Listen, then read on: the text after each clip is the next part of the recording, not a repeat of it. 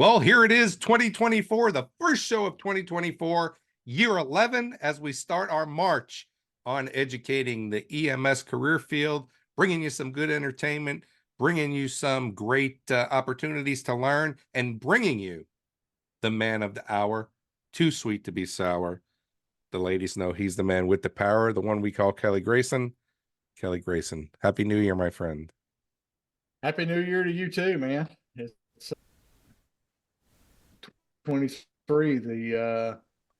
I didn't think years could get worse than 2020 and 2021, but apparently the dumpsters get stinkier and the fires get even hotter. I mean, what are you talking about? The year is just 2 weeks old. What's the matter? No, I'm talking about 2023. I'm glad to close the books on 2023. I hated you 2023. You darn near killed me. Yeah, literally. And it sucked, but it's better now. Well, you're glad that you're up and running, and we're glad to be back with you here. And I just want to remind everybody, the 9th annual EMS Trend Survey, What Paramedics Want in 2024, produced in partnership with Fitch and Associates and the National EMS Management Association, is ready. This year's survey explores issues tied to provider recruitment and retention and safety and health and wellness and support, technology adaptation and career development. Go ahead and find the survey. We're going to go ahead and put it in the show links. And this is your time to have your voice heard. And we're going to remind you for a couple of weeks to do that. And we want everybody to have the trend survey completed. Kelly, make sure you put that on your things to do list. Yep. And I will do the same. And I'm sure we'll talk about it throughout the year as well. Yeah. But, this is the thing. What do you want as a paramedic? What do I want? Yeah, what do you want as a paramedic? I don't know, man. I mean, I think the things you being serious, or you want me to be funny? Either. Wait, you can be funny? Oh yeah. Oh my God. I mean, okay. I tickle myself if I don't tickle anybody else. I think the things that we have to really work on is, what EMS is going to look like. I think that there's a lot of work that we've done in community paramedicine. I spend a lot of majority of my time working in community paramedicine. And I think that it's in a place right now where we can branch off and move forward. But, I also think that we need to increase the knowledge base of our paramedics and allow them to do more. I think we need to increase the knowledge base of our EMTs and let them do more. I would like to see us change system design from paramedic EMT to 2 EMTs and paramedics in a chase vehicle. I think that is really I think that really is going to be what's dynamic and change system design, because we have EMTs that are capable of doing work, that are capable of delivering the highest quality of patient care, and we haven't used them to the best of their ability in years. I'd like to be able to find a way to take care of the volunteers in the system. And every time we say that, we always say, what are we going to do for our volunteers? I want to remind everybody out there, your whole workforce is volunteers, right? So it's not just the volunteer, people who are just volunteer, but they're all volunteers when they come into our organization. And then finally, I think we got to worry about rural EMS. I mean, over our vacation, Kelly, we were reading, more EMS agencies are starting to close. So if we think about what 2024 is going to look like, who really takes the charge of all these things that we just talked about? I don't know, but it's, I've said it for years that we need to take charge and steer our profession. And generally we don't. As a profession, we tend to be reactive rather than proactive and accept the way things are as the norm. And this is kind of a battle that I'm fighting and trying to change the mindset of my paramedic students. We got some great people up here and we got some well-meaning people, but the EMS system has been in crisis for quite some time, and staffing is a problem. And we got volunteer agencies that miss more than half their calls, and they're not even trying to staff, even hiring staffing agencies and whatnot. They're not even trying to put a full truck together, even though they're spending money to do so. I mean, is that because they're just not available, or what? I mean, what's the catalyst for that? you know, you Is it too political? you come to you come no, it's not really, well, no, it's not really political. It's just it's the typical thing in small towns and small communities everywhere. We do it better than the other guy. We don't want to rely on the other guy. We're not going to help combine with the other guy. I'm not going to cooperate with that squad, merge with them because they beat us in a water polo match in 1957, and literally they beat us in a hockey match and their guts. And when was this? I don't know. Eisenhower was president, and this kind of mess. But we had, you know, we keep having the conversation about normalization of deviance, and they go, Kelly, what's that? And I said, when things are crappy for so long, people start thinking that crappy is the way it's supposed to be. I said, and I hear from you guys, you know, we don't do that, or I don't see paramedics doing that. And I was like, just because you've never seen it or just because paramedics don't do it doesn't mean it doesn't need to be done. Well, doctors think we're, you know, the doctors won't let us do that. And so, you know why they don't let you do that? They don't let you do that because their baseline for EMS professionals is that you're not professional and you're not to be trusted, and they're going to hold the reins tight. I said, how do you change that attitude and start getting more respect and more trust and everything? Well, you have to be worthy of it, and that's what we're trying to do here. So be better than the people you've seen. Identify the people at your agencies that are worthy of emulation, good mentors, and stick in their back pockets. I said, and the other ones that are not worthy of being, you know, think of them as cautionary tales and vow, don't be like that guy. And that's the way things are going. You know, I got some great people in this class, and they're trying hard, and they're dealing with me um, feeding them from the fire hose. You know, it's a lot of information to get in 9 months, and for the most part, they have leaned into it, and they're doing fairly well. The problem, the biggest obstacle is going to be the obstacle that we face in every EMT class and paramedic class everywhere for generations. How to turn them loose at their agency and keep the people they work with from ruining them. Well, I mean, I think that there has to be discussion about personal and professional development, right? Yeah, And you and I yeah, have there talked, is, and it's pretty much non-existent in many places, not just upstate New York. but I've said in this show before, and I say it to a lot of people, you don't let the people around you dictate your professionalism. Boy, I have been quoting Chris Cebollero on a regular basis. Do you Well, use so my and do so you use doesn't my do that, name? or no, because Oh, okay. You just use I've my said quotes that like very they're thing. yours? I've said that very thing. I Yeah. said, you All know, right. Good to don't know. let someone else's attitude determine your own. Don't I'm let gonna someone have else's to professionalism define yours. get my attorney up there to make sure there's no If you're going to send intellectual. me a cease and desist letter, then That's I'm going right. to, you know, So I do want to ask, I do want to find out about your class because I'm sure that there's clinical things that have popped up. And we're going to talk mhm, about really what we're going to be doing in 2024. I think one of the things that we're going to do is we're going to take one show a month or two shows a month and really now start to talk more about clinical, you mhm, know, since you're teaching it, it's going to be fresh, right? And it yeah, takes a lot of time to prepare a show around clinical. So I think that that's going to be one of the things. But yeah. you asked me what I want in 2024. What do you want in 2024? Well, my focus has narrowed so much because I'm so busy. I want to see 17 New York State and National Registry paramedics come August. That's what I want. And I want to see 18 or 20 more in the pipeline ready to go in early spring of 2025. And I want to keep this thing going. And I want to prove some people wrong that thought that we can't do this. And when those people are note that other agencies are much better off because they lent their support to the people taking the class, that they feel a little bit burned by that and hop on board. So Billy that Grayson, was my challenge, you you're know. my hero. You know, I just it's it's a it's a struggle. You know, these guys are not just they're drinking from the fire hose. I'm drinking from the fire hose too, to try to plan and stay ahead and put out the inevitable brush fires that happen in every single class. But I think You you got to know, remember too, just this is your first one really up here, and well, my first one you up here and my and you first have the one, knowledge, and you got the in a knowledge, and you got the university. experience. And once you get into the swing, the classes are going to be the same, right?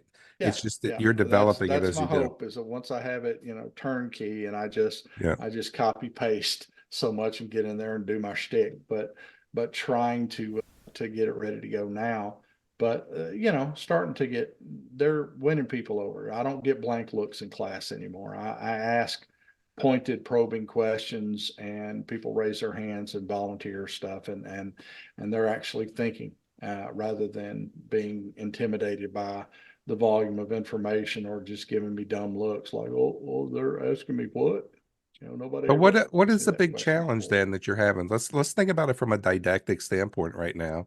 You're new into your class. I mean, you started in November, so they've got a few months in. So when you think about the didactic challenges that you're trying to, share with them, what are they? What are you saying? Well, I think that in every class you have high performers that they're gonna do well in the class, no matter how bad you suck as an instructor. You got people in the middle You're of the talking about pack, you and personally, you yeah, personally. and you got people at the lower end of the spectrum who are going to be a struggle keeping in, and keeping motivated, and making sure that they put out the work, and don't flunk out. And that's that way in every class. And the dealing with the tailoring what I do to the people that can benefit from it the most is probably the biggest challenge. And one of the major problems, or not major problem, one of the challenges is self-imposed, and it's my own fault. I have a standard in teaching, and when I ask questions and I expect people to understand things, people have to remind me, and it's been reminded several times, Kelly, entry level paramedics, entry level paramedics. I was doing a test item writing session, and one of the guys in the session with me were a very respected program director from another part of the state, and we kind of shared a laugh. He was like, we're he said, we think alike, but is that something an entry level paramedic should know? And I said, well, I think so. And he was like, really? Do they need to know it that deep? And I was like, well, they ought to, and you want to change the world, and you want to change the profession of paramedicine. You want to start with the higher tier of education, and more stringent education with your class. But Rome ain't built in a day. And trying, it's not fair to these students to impose standards on them that especially in an accelerated course, that they're going to struggle to meet. So at some point, I have to tone down my stuff and go like, you know what, you're doing well, you're Do you have an trying example? hard. Do you have an example of what, you're talking about? First test kicked their butt, absolutely kicked their butt. And I wound up giving them a mulligan, and everyone in the class was allowed to retest, because I had, out of 17, I had 3 passing scores, Well, and everyone else failed. what was the And first exam? What was it over? it preparatory, Okay. but it was the volume, because you got 6 chapters, 10 chapters that you're dealing with. So picking your questions carefully, and I always trend toward tough, Bloom, higher levels of Bloom's taxonomy type questions, synthesis, application, creation, that sort of thing. And they're deep test questions, and that's the kind I favor. But there also needs to be some easy test questions, and you need to be able to regurgitate a fact here and there and get credit for it, and that sort of thing. We identified a knowledge gap, but it wasn't because the people were dumb, or that they were poorly educated. They weren't. But when the standard is, we only expect so much out of you, even if you graduated from class with a set of knowledge and skills, if you never use those things and mainly you fetch equipment for another person and you and hand them stuff and you take the patient to the hospital in marginally better condition than they were when you started, and that's good enough, and everyone around them has been satisfied with good enough, then, is it reasonable for Kelly to expect them to be stellar? So how do you fix And that and then? something, How do they? and I'm, but that's been a problem of mine at in Louisiana, that I expect my people to be stellar and to outshine everybody else and to be rock stars. Every single one of them graduates my class should be a rock star. Not So everybody's a rock star. how do you deal And with that then? how do I deal with it? I mean, First of all, I try. if you're gonna repeat every question I ask you, this is gonna be a long show. Well, no, this is how I deal with it. Number one, my own expectations because I expect too much sometimes. Plain and simple. I know this. I pick up concepts and understand it at a deeper level with fairly little effort. And my Achilles heel as instructor has always been wondering, why can't other people, why do you have to hear it so many times before you get it? Or why does it not make sense to you? So, I struggle with that even today. And the other thing, the other part of that equation is teaching them to expect more of themselves and getting them to do things that they didn't think they were capable of doing. And a lot of, you get some of them, they'll go in with a negative attitude. I can't learn this. This is too complex. And I was like, guys, I'm a professional explainer. That's what I do, and if I can't explain this to you, then it's a failing of mine. Yeah. And you don't need to beat yourself up about it. We're going to get through this. And my goal is to get you through this class, not to flunk you out and make you feel stupid and impressed about how smart I am. It's the other way around. I I want don't know other that people to people be are impressed impressed about by that. how smart my students are. I said, so you can do this. So, getting the students to stretch and expand their boundaries and realize that they are capable of more than they thought they were. That's the charge I get out of being an instructor anyway. Sure. Teach them something they didn't know they could do.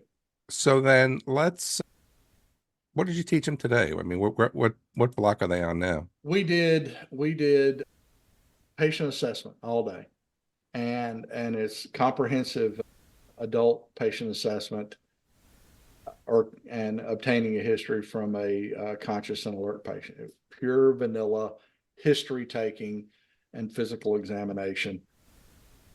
But the thing Well, you is, can't get a people, history. You can't get a history from an unconscious patient. no, you can't get a history from an unconscious So I mean, patient. Nice point. it's good that you Um, qualified that though. but but for someone who's taught OPQRST and that's all you got to ask, and they don't know what tangents will bear fruit and how to steer the conversation back, and the concept of therapeutic communication, all the various techniques of therapeutic communication have never been really addressed, and it's the first time they're hearing it. It's a challenge. Plus, some of these skills, like comprehensive adult patient assessment, we had to check off 2 of those today. We didn't get them done. We're going to have to get them done some other time. But you've got 208 items, 208 items in one skill session. All right, well, It's worth 208 points. calm down there. Calm down. Jesus Christ. But here's the thing, and you have to temper expectations because they look at this and go, well, there's no way I'll get 208 points. I have to make 160 of them to make the cut score. And I said, well, first, I determine the cut score right now. And I don't care if you make 160. If in my estimation, you've done a thorough history and assessment on this patient, this is a successful checkoff. 2 weeks from now, my standard will be higher and yours should be as well. And you always get the, well, why do we have to know this? We never do this. And I said, well, first of all, you don't know what you don't know. How many of you have been paramedics before? Nobody. How many of you have been teaching paramedics for 30 years? Nobody. Then shut up. I don't say that, but I was You've like, got a you don't great know bedside manner. you don't know what you don't know. And you don't realize what's useful until several years down the road. I said, so one of the things that we did today was like, okay, don't look at this 208 item checklist. Actually, it's not 208, it's 104 because you can get a 1, a 0, 1, or 2 Likert scale. So it's 104 items instead of 208. But even so, it's a lot of stuff in one skill. And they think, well, I will never get this. And we don't expect you to get all of this. And we don't expect you to use all of this in the field. But until you get used to broadening the scope of your assessment and your history taking, you don't know what's useful that you've never been taught until you've seen some of the things acted. So let's take this like the buffet method. We in our debrief after the skill session, we're going to talk about what items and what answers that the patient provided that are relevant, and what question it might branch to from that. And Yeah.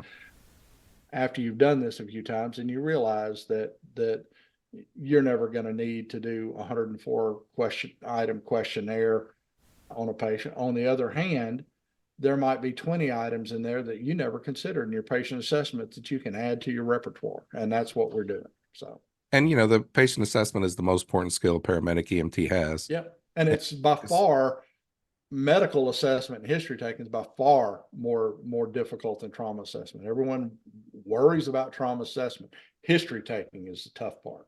It is. And that's one of the things. I had a conversation with a paramedic, and he works in a transfer system. And he was saying that he hates his job because it's just mundane and they don't do anything and they don't do any skills. And I Yeah. was like, partner, you're you are missing such a great opportunity, because you Yeah. can develop your rapport building skills, you can develop your assessment skills, you can develop your technique on listening to lung sounds and heart sounds, because Yeah. everybody out there, you should listen to heart sounds and lung sounds regardless, even if they have knee pain and you're taking them to the hospital because they broke their leg. They should have normal lung sounds. They should have normal heart tones. And when you listen to those things and listen to them consistently, and then all of a sudden you hear something in the lungs that you don't know that's not normal, or you hear something in the heart that's not lub dub, then you can go to the doctor when you arrive on scene in the ER and say, Doc, there's something in their heart. I don't know what that is. And now you've taught yourself what an S3 gallop is, or you've taught yourself how to grade a murmur. And that Yeah. comes from only your confidence in knowing what normal is. So, Yeah. that's You know, that's a teach of the day. they'll get done with their simulated patient assessment. They go, okay, I'm gonna load the patient in the ambulance and take them to the hospital now.